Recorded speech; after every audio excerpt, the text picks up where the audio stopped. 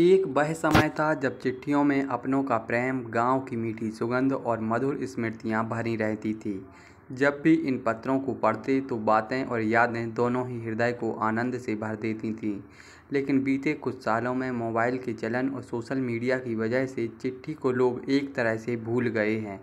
लेकिन एक शख्स ऐसे भी हैं जिन्होंने पोस्ट कार्डों का अनोखा और दुर्लभ संग्रह कर रखा है। उनके संग्रहालय में राजवंशों के 100 साल से अधिक पुराने पोस्ट कार्ड रखे हुए हैं। दरअसल सागर के अहमदनगर में रहने वाले दामोदर अग्निहोत्री को पुरानी संस्कृति से जुड़ी चीज़ों का संग्रह करने का गजब जुनून सवार है, जिसके लिए उन्होंने अपना पूरा जीवन समर्पित कर दिया है। और इसी शौक के चलते उन्होंने अपने बुंदेली म्यूजियम में दशकों पुराने पोस्ट कार्ड यानी डाक पत्रों को संग्रहित करके रखा है, जिन्हें को बुंदेलखंड में चिट्ठी भी कहा जाता है। इसको पोस्ट कार्ड कहते हैं।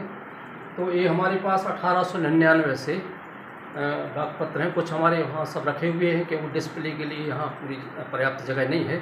हमारे पास करीब 60-70 ऐसे पोस्ट कार्ड डाक पत्र हमारे पास कलेक्शन में हैं। तो ये 1899 पोस्ट पत्र हमने लगा रखे हैं। इनकी सबसे बड़ी विशेषता यह है कि उस समय का लोक जीवन जैसा था, उनका चित्रण भी इन पत्रों में, जो उन संबंधियों के लिए, अपने परिचितों के लिए, मित्रों के लिए जो पत्र लिखे हैं, उनमें उस समय की उनकी जीवन शैली का भी और उस समय के जीवन दर्शन का भी एक इसमें चित्रण हमें पढ़ने के लिए मिलता है कि और हमने बहुत सी चीज़ें इसमें पत्रों में हमने ऊपर लिख भी दी हैं कि इस पत्र से हमें क्या सीख मिल रही है।